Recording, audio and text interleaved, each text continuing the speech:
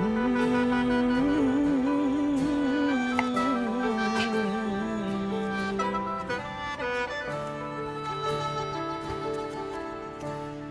ายกำลังสิเฮ็ดนอใจลืมเจ้าได้แล้วเด้ตั้งแต่โดนเจ้าเทไว้กลางทางสัมมามันก็พอสิลืมแล้วล่ะมันก็ผ่านมาโดนแล้วล่ะแต่มื้อนี้เจ้ากลับมาบอกว่าเจ้าถือเขาเฮ็ดให้มีน้ำตาลองตำถามว่า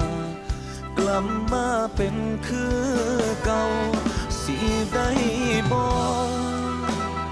เจ้ากำมาสา